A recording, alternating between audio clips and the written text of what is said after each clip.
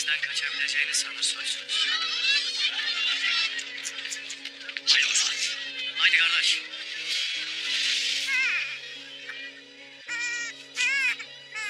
Bu sesler de ne böyle?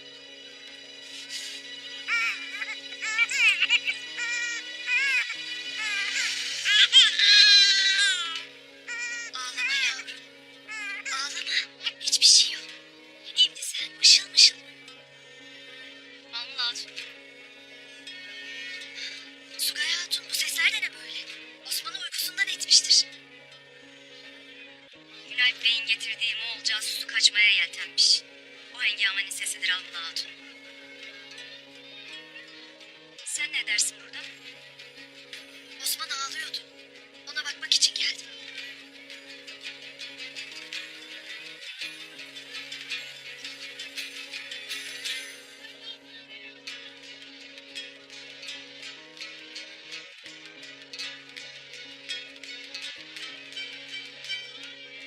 Sağ olasın Almula Hatun. Sen istirahat edesin. Ben Osman'la alakadar olurum. İyi o vakit. Ben bir dışarı bakayım. Neler olduğunu bir göreyim.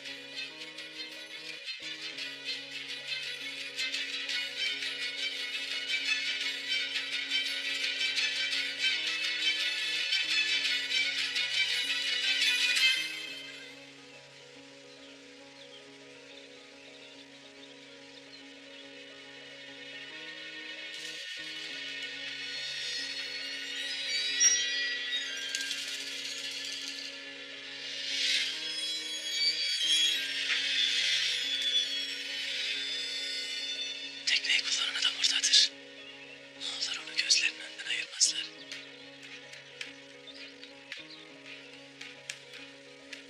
Beyim, şu ceviz kabuğuna binmeden de obaya gitmenin başka yolu yok mudur? Dalgalar içimi dışıma çıkartır nevrimdeler. Afrikanlar basar. Beyim, hamsiyi ömrümde ilk kez bu kadar korkarken gördüm. Kardeş, Allah bize kanat mı vermiş ki uçalım? Yüzgeç mi vermiş ki denizde balık gibi yüzelim? Eğer o tekneye binmezsek kışa anca obada oluruz Mamsı. Noyan'ın otağıma soktuğu yılanın başını ezmek için ters gitmemiz icap eder. Tabii doyamıza yetişmez. Beyim, İnşallah biz geri dönmeden soysuzlar obaya bir zarar vermezler. Noyan onları içimize cenk vakti bizi sırtımızdan vursunlar diye yerleştirdi Turgut. O vakte dek bizden biri gibi davranırlar.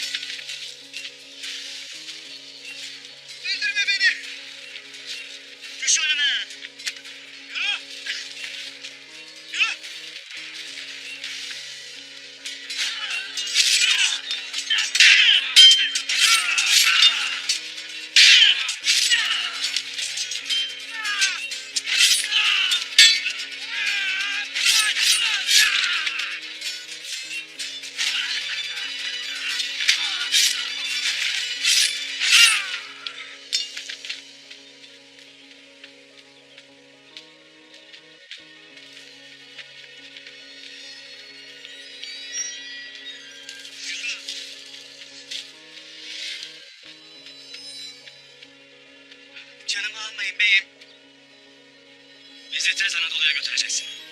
Noyan beni saklamaz beyim. Karşılığını alacaksın. Ondan sonra da hür olacaksın. Teknenle istediğin vakit istediğin yere gidersin. Tek şart. Bizi Noyanlardan önce Anadolu'ya götür. Emrin olur beyim. Rüzgar da sizden yana. Tez gidelim o vakit. Haydi.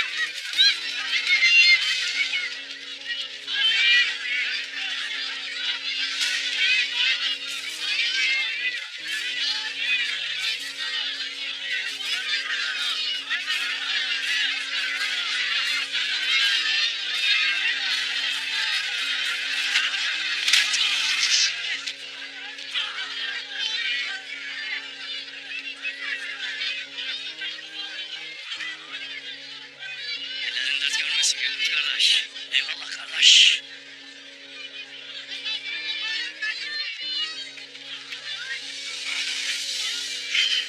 Senin gibi soysuzlar için bu ovadan çıkış yoktur. Niçin hakkından gelmezsiniz bu itin? Ertuğrul Bey'im gelmeden olmaz. Hele bir gelsin, onun hakkından kendisi gelir evvel ama. İnşallah.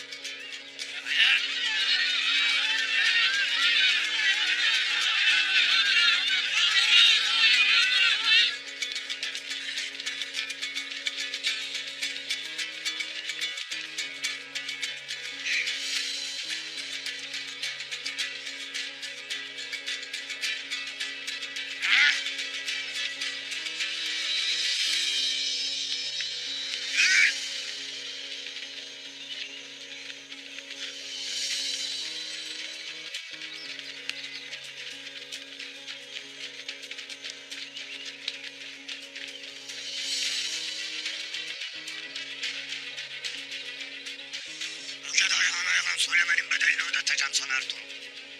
Vakti geldiğinde senin kelleni ben alacağım. Eğer evlatlarının acısıyla ölmezsen benim pusatımla öleceksin.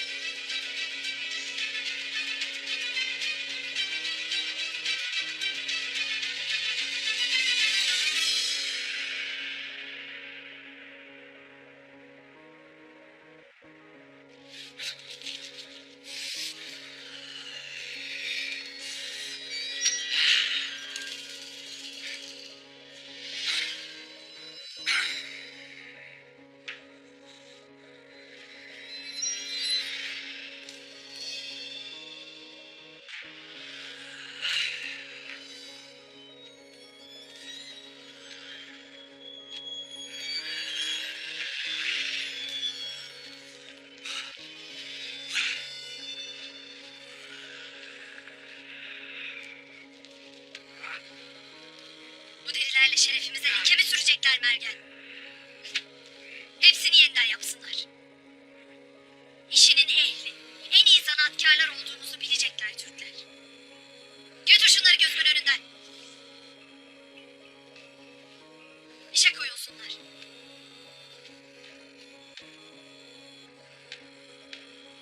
Gelen var adam buraya. Kimmiş? Öğreneceğiz.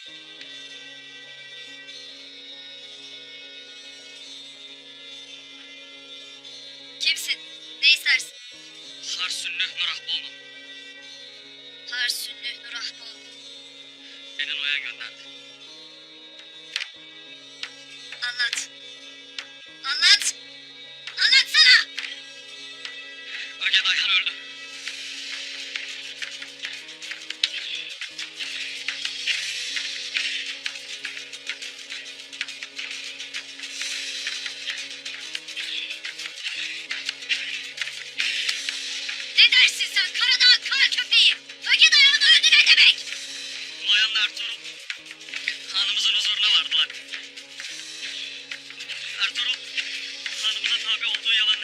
inandırdı. Harplerin önden yolladı. Hanımız şölene katılmak için gitti. Gece öldüğünü söylediler.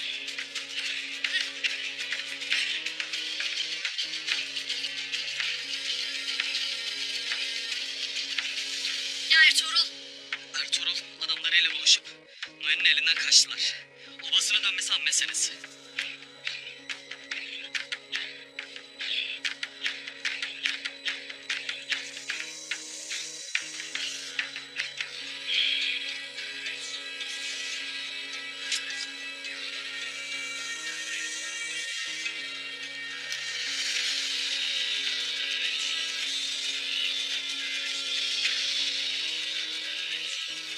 Noyan ne ister? Ertuğrul obasına varmadan anasını ve çocuklarını öldürmeli. Ya gizli vazifemiz? O ne olacak? Tek gizli vazifeniz Ertuğrul'un ailesini öldürmek. Ondan sonra Gündoğdu Bey'in obasına varacaksınız. Selcan Hatun'u, Sungur Tekin Bey ve avradıyla çocuklarını öldüreceksiniz. Artık cenk vakti gelmiştir. Ordunuz Selçuklu'yu ezip geçmeye gelecek.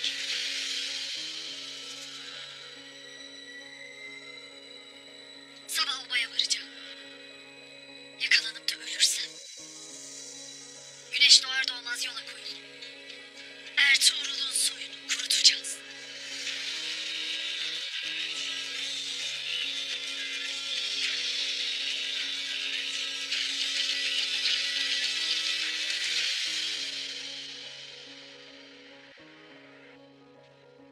Nene, nicedir babamla haber gelmemiştir.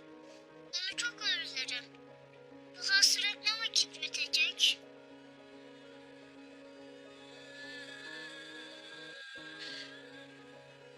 Az kaldı yiğidim. Az kaldı. Ben de Ertuğrul'umu çok özledim. Yüreğimde hasretinin neden tüttüğünü bir tek Allah bilir. Allah onu tez vakitte sağ salim obasına döndürsün. Onu türlü musibetlerden muhafaza eylesin.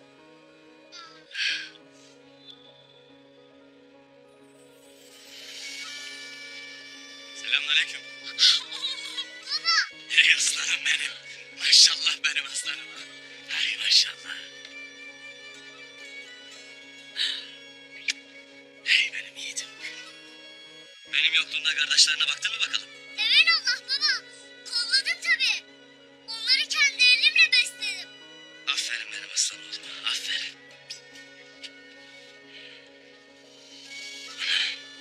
Oğlum. Hoş gelmişsin aslanım. Hoş gelmişsin.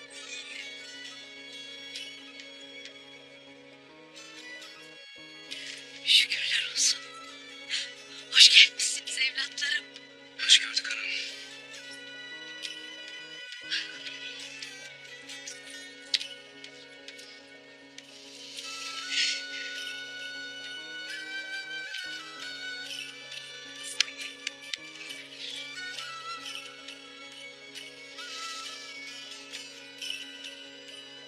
Artık Bey.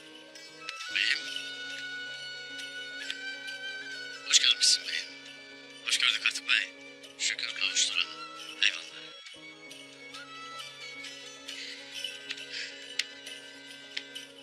Komiser Paşam. Hoş gelmişsin. Artık Bey. Eyvallah.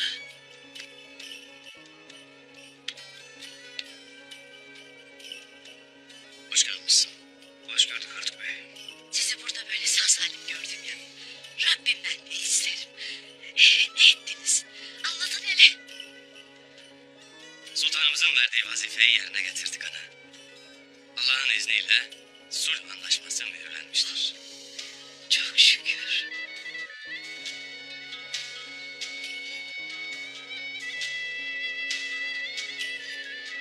Osman'ım. Hoş gelmişsiniz. Osman'ım.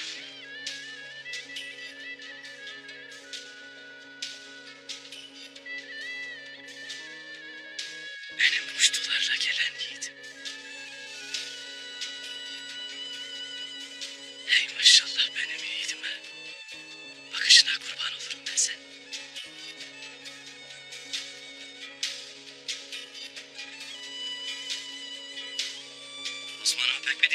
ana. Maşallah iyi bakmışsınız ona. Su hayatım.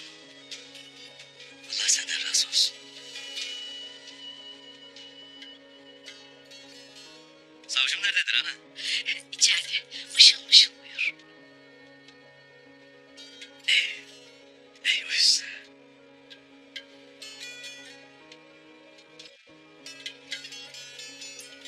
Hele gelesin ana. Sana diyeceklerim vardır. Peki oğul.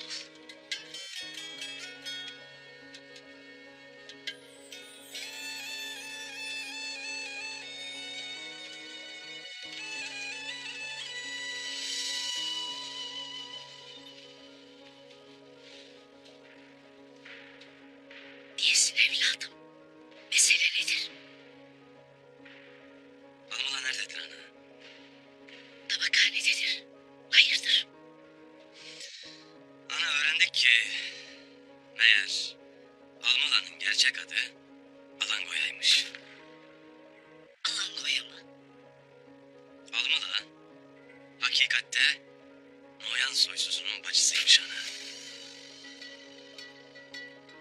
Sinsi sinsi içimize kadar sızmış.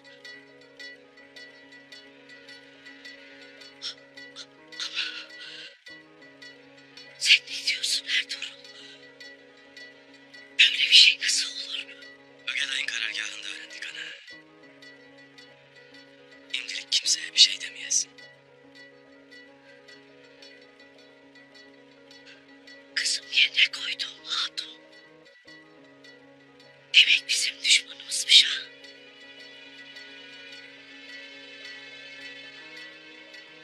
Usul usul içimize sızmış. Öyledir ana. Nicedir at izi, it izine karışmıştır. Şimdi bu izleri birbirinden ayırmanın vakti gelmiştir. Evvela Günalp Bey'in yakaladığı bu Moğol casusunu konuşturacağım. Müsaadenle ana.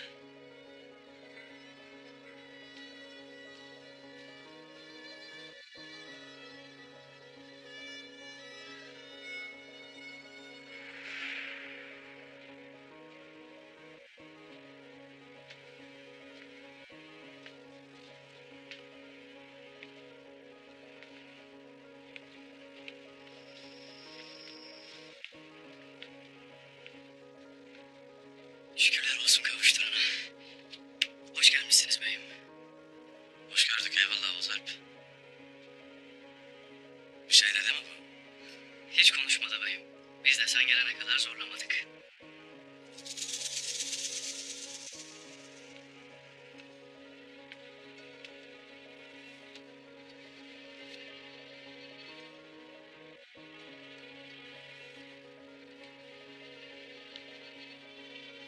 İyi etmişsiniz.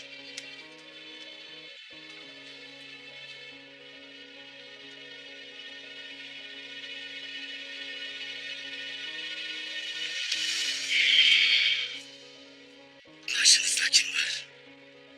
Kimdir sizi tertipleyen? Noyan. Noyan var. Ondan başka kimse yok. Ya Noyan'ın bacısı Alangoya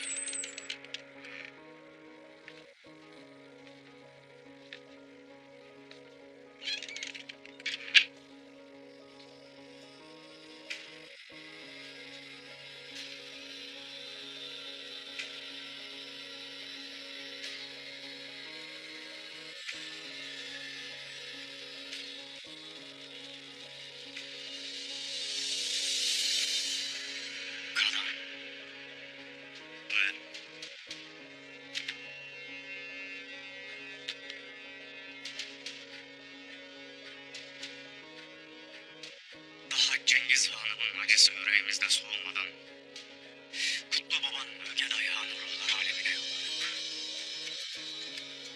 Acın acımdır. Yasın yas mıdır?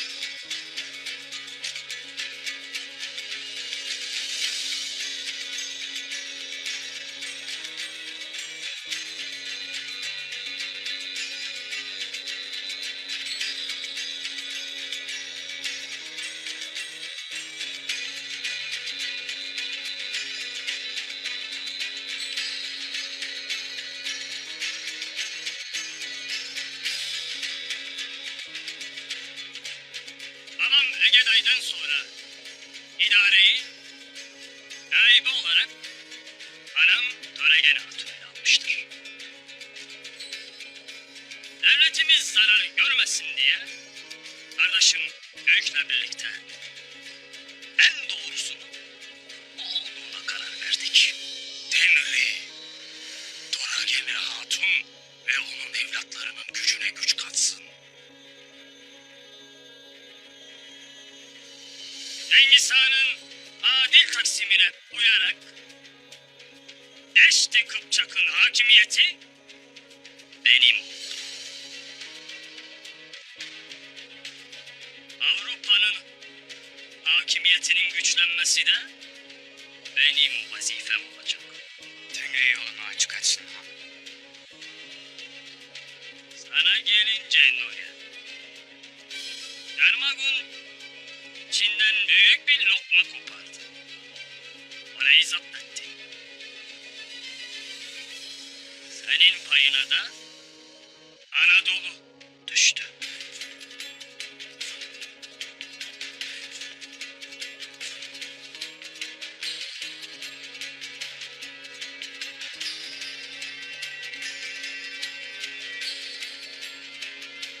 Babam Ögeday'ın Selçuklu devletiyle yapmış olduğu 2 yıllık sulh anlaşmasının anamın da bizim gözümüzde de hiçbir değeri kalmamıştır. Tez ordunla yol açmasın.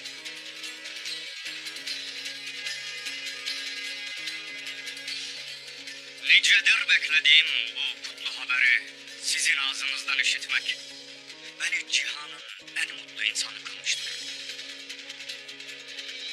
Oturan adam göbekli olur. Giden köpek kemik bulur. Ben de sadık köpeğiniz olarak Anadolu'ya size et ve kan getirmeye gideceğim.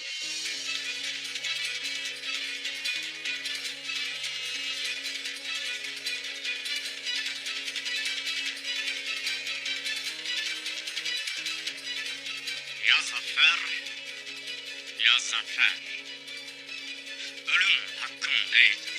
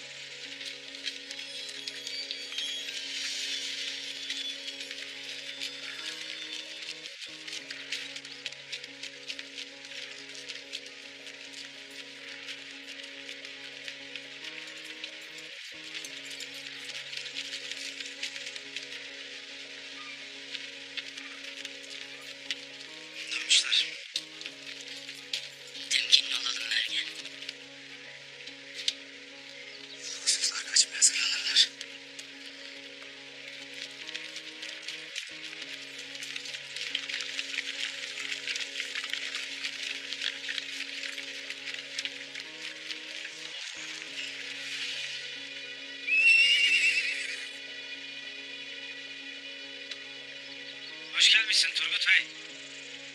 Hoş gelmişsiniz. Hoş gördük. Hoş gördük, hoş gördük.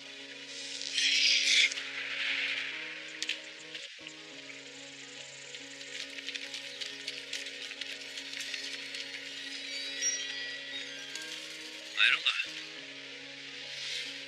Tabakhaneye mi kapatırsınız yoksa? Toparlanma nedir? Sadece derleyip topluyoruz.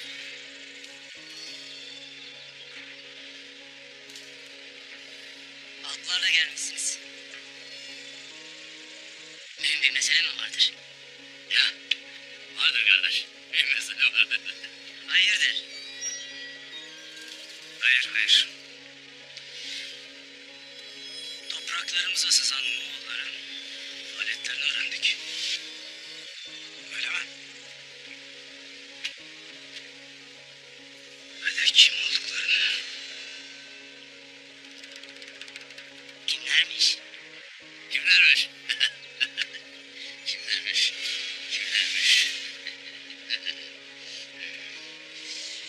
Dericilermiş. Berktay.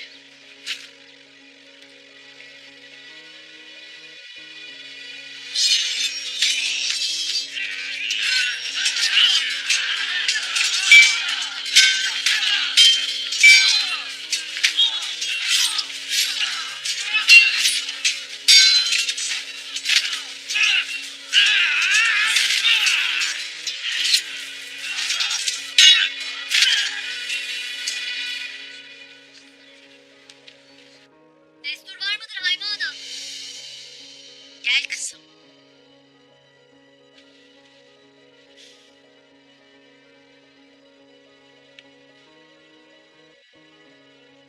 Gündüzde savcı yok mu Hayma Ana? Sugay Hatun'un yanındalar. Hayırdır? Yarın deri satmak için uzun bir yola çıkacağız. Gitmeden önce seni bir göreyim. Hayır duanı alayım. Çocukları doya doya öpeyim, koklayayım istedim. İyi etmişsin kızım. Buyur, geç otur.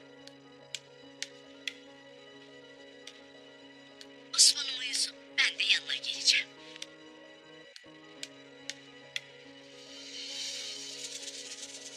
Gece bir rüya gördüm Hayma Ana. Hayırdır inşallah. Gördüm ki Ertuğrul Bey'im sağ salim obaya dönmüştür. İnşallah hayırlara vesile olur kızım. Bize Moğolların içimize kadar sızdığını biliriz. Bize bir soluk kadar yakındırlar. Hatta obamıza, otağımıza dadanmalarından da şüphe ederiz. Nasıl olur Hayma Ana? Noyan'ın soysuzlarını Günalp Bey yakalamıştı. Günalp Bey'den haber aldık kızım. Bütün hakikati öğrenmiş. Obaya getirdiği Noyan'ın casusu aslında onun başısıymış.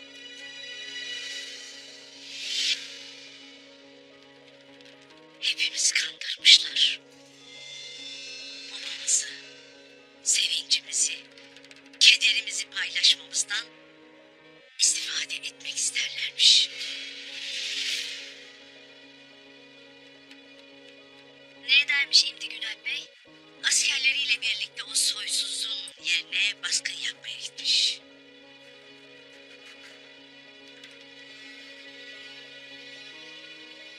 Kimlermiş bu soysuzlar ana? Noyan'ın bacısı Alangoya'ymış.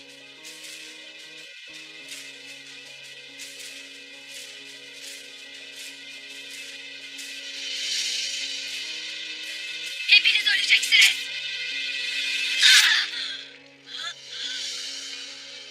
Babama bir yılan sızmış. Şimdi de o ölecek.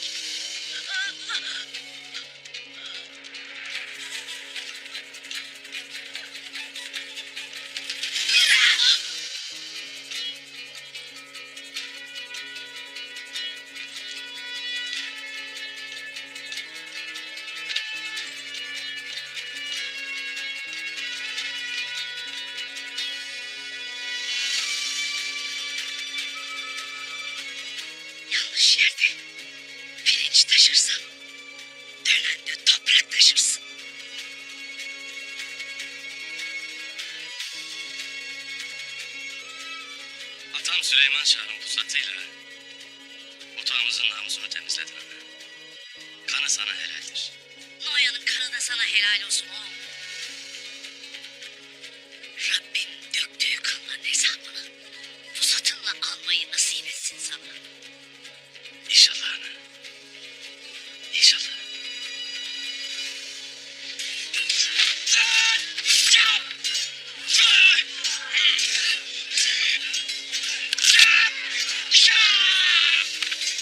Yanlış yolda avlanmaya geldin. Türkiye'de çok adam olmaz. Ben çok adam avladım. Şimdi en büyük avın sen olacaksın.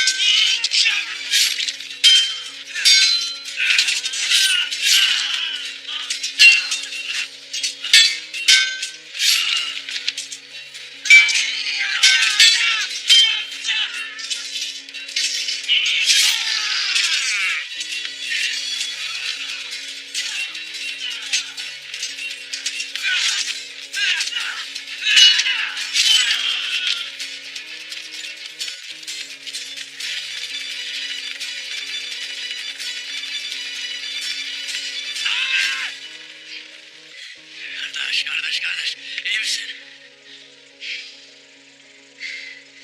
İyiyim kardeşim. O soysuzun kellesini tam alacaktım ki. O çakallar yetişti. O da bunu fırsat bilip kaçıp gitti. Ay güzel kardeşim. Kendini öfkeye kaptırıp harap etmesin kardeş. Bak hepsini biçiverdik evelallah. Bu çakal nereye kaçacak? Elbet pusatımıza düşecek. Elbet düşecek. Kardeş, beyimiz de Almılan'ın işini bitirmiştir. Haydin obamıza gidelim. Hadi gidelim kardeş. Hadi abi.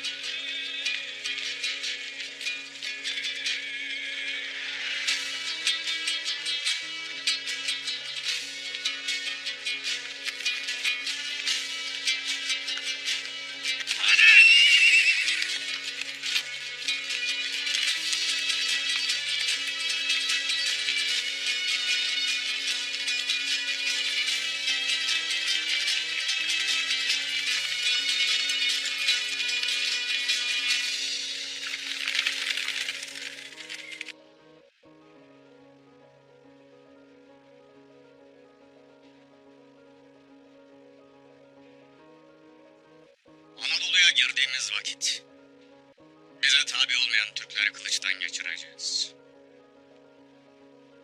Tabi olanlara çadırımızın iti kılacağız.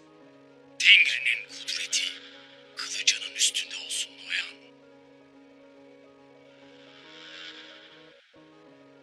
Lakin önce birbirlerini yemelerini seyredeceğiz. Kendi gözlerini oyacaklar. Kendi dillerini kesecekler. Leşleri kuzgunlara ziyafet olacak. Anadolu mahşer yerine dönecek. Kardeşim Malangoya gibi nice nökerim Türklerin arasına sızdı. İsyancı zümreleri her daim kışkırtacaklar. İşte bu hal öyle bir hal alacak ki Toy Sultan Gıyasettin kendine isyan eden Türklerin oyuncağı olacak. Sultan Gıyasettin Frank askerlerinden düzenli bir ordu kurup bizim için hazırlık yapmaktadır. Frank askerleri Anadolu'daki yangına taşla gidecek. Neticesi her ne olursa olsun Türkleri sonunda Köse Dağı'da sıkıştıracak. Aylarca karış karış gezdim Köse Dağı. Onlara son darbeyi Köse Dağı'da vuracağım.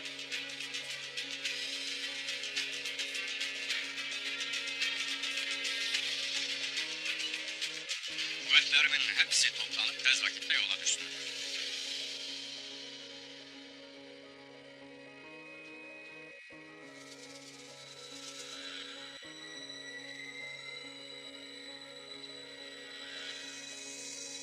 Yani ki ya. Türklerin üzerine doğudan bir çığ gibi düşeceğiz. Bu çığ Ertuğrul'un üzerine çöktüğünde sıra Nikya'ya gelecek.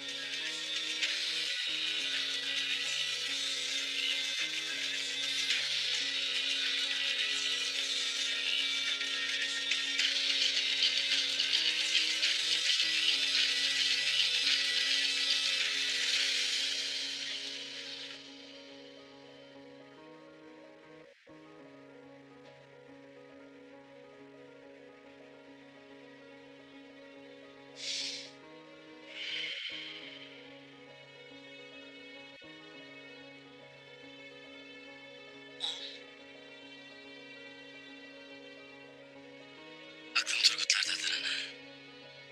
İnşallah o soysuzların haklarından gelmişlerdir. Gelmişlerdir. Gelmişlerdir evladım.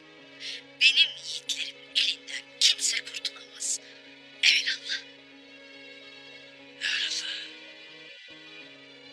Sen daha evvel hiç düşman vurdun mu nene? Vurdum ya. Hem de nice kez. Gündüz'üm. Benim anamın elleri görklüdür. Mazlumu sarmakta da, düşmanı mahvetmekte de üstüne yoktur anamın ellerinin. Destur var mıdır beyim? Geldi yiğitlerim. Gelin aslanlarım gelin.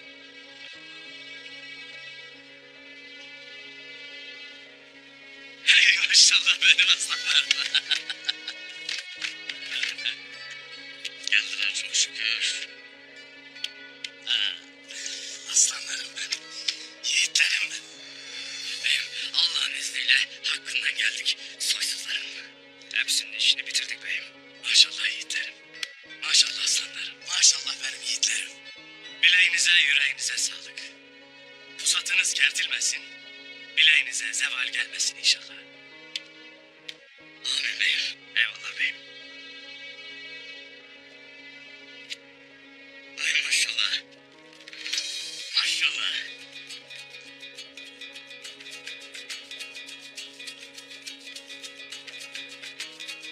Nenem de alnının hakkından gelmiştir Turgut Bey. Pusatını saplayıp işini bitirmiştir o yılanın. Ay maşallah anam. Ver o gövdelerini bir öpeyim. Ellerin dert görmesin anam. Evlat.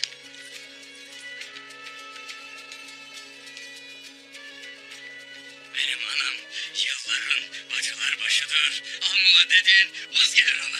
Anam benim maşallah. Turgut Bey.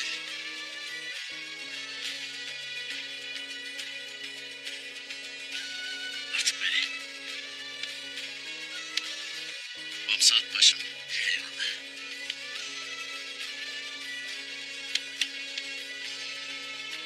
Bileğiniz pek, yüreğiniz kavi. Pusatınız keskin olsun evlatlarım.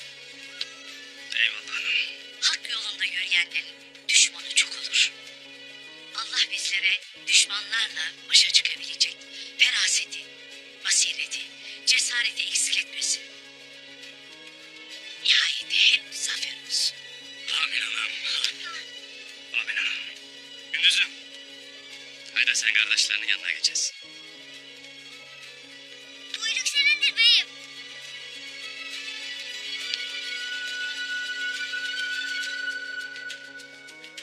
Bu belayı da savuşturduktan sonra gayrı vakti gelmiştir kardeşler.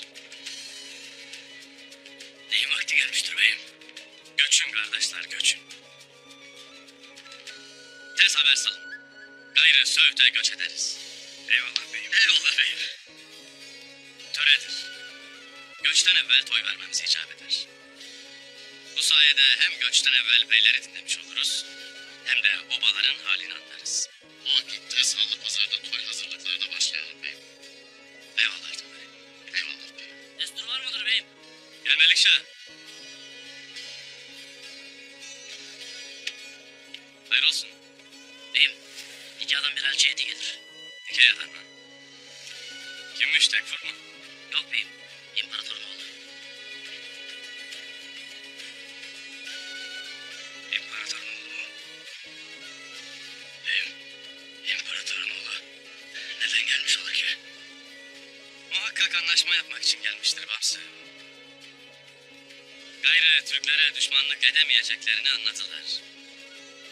Hele de Moğol baskını bu kadar yakınımızdayken.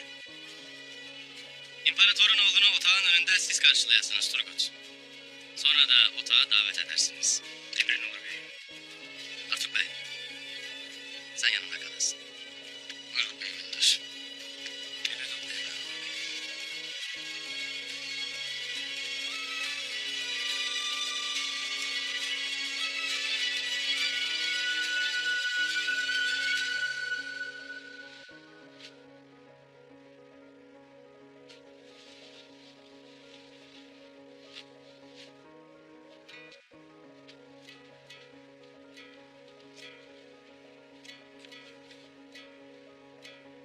Ben sana yardım edeyim Sugay Hatun. Maşallah benim yiğidime. Maşallah.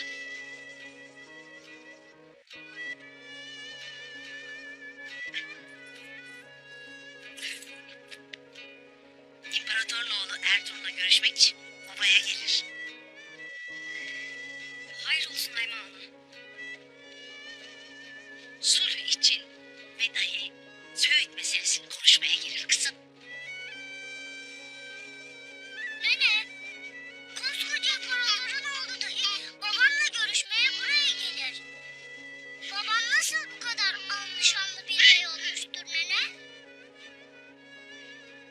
Otur hele. Otur yiğidim anlatayım. Her şey Süleyman Şah'ımın Ertuğrul'umu Halep'e elçi olarak göndermesiyle başladı. Ne istersin? Kayı boyunun beyi Süleyman Şah'ın elçisi olarak geldim. Oğluyum. Adım da Ertuğrul. Sizden yurt almaya geldim. Peki karşılığında ne vereceksin? Karşılığında 2000 tane alp. Başın her dara düştüğünde yanında olacak. 2000 alp ha? Benim sarayımın muhafızlarının sayısı bile bundan fazla. Yolun açık olsun beyoğlu. Sıradaki. Beyim. Sıradaki. Beyim. Hadi. Hadi.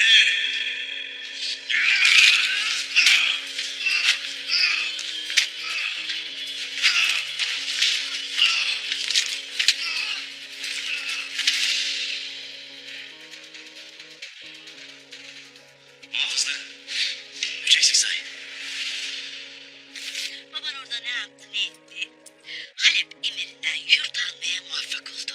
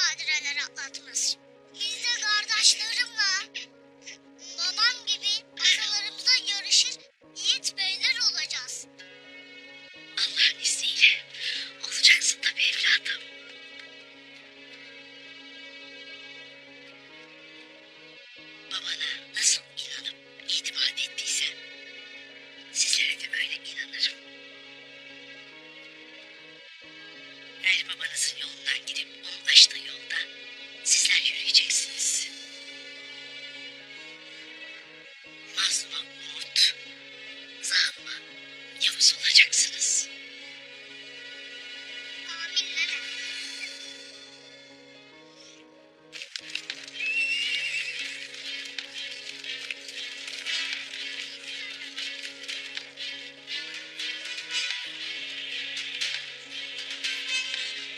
İmparatorun oğlu da nasıl da belli. Başımıza bela olmasın kardeş. Canını seven bize ulaşmaz kardeşim. Ulaşmasın kardeş. Ulaşmasın.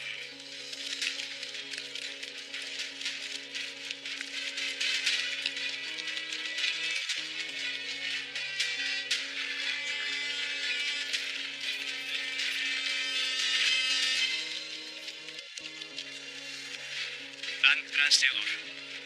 İmparator Yannis'in oğlu ve onun varisiyim. Ben de Çavdar Bey Turgut Bey. Hoş gelmişsin Prens Theodor. İmparatorumuz adına Ertuğrul Bey'le görüşmeye geldim. Ona hediyelerimizi ve sulh teklifimizi sunmak isterim. Ertuğrul Bey mutfağda bekler. Abdurrahman, Ertuğrul Bey'ime haber edesin.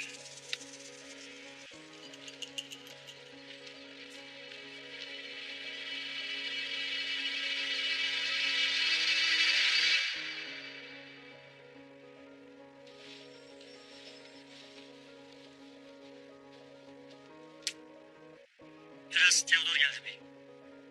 Gelsin Abdurrahman.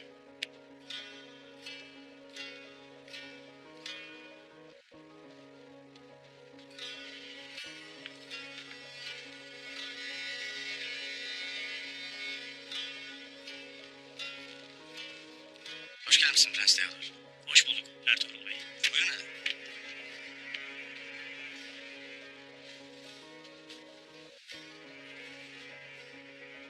Size daha önce de sulh teklifleriyle geldik. Ama maalesef hepsi bozuldu.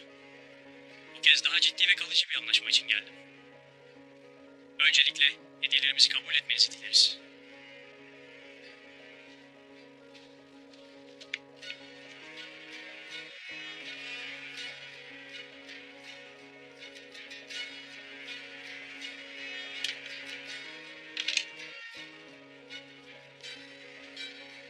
Hediyeleriniz için sağ olun. Dediğiniz gibi daha önce de sulh anlaşmaları için geldiniz. Biz de hiçbirini geri çevirmedik. Lakin hepsi bozuldu. Sebebi de tekfurlarınızın ve komutanlarınızın ihanetiydi. Size verebileceğim en büyük güvence olarak kendim, yani Bizans tahtının varisi olarak geldim. Ögeday Han öldü. Moğollar yönlerini Anadolu'ya çevirecekler. Sizi de, bizi de yok etmeye çalışacaklar. Halbuki bu topraklarda sulh içinde yaşama imkanımız varken neden yok olalım? İhaneti ve sulhü bozmayı kimse göze alamayacaktır, bundan emin olun. Prens Theodor, biz uzatılan sulh elini hiçbir vakit geri çevirmeyiz. Ve sulh şartları yerine getirildiği müddetçe de karşımızdaki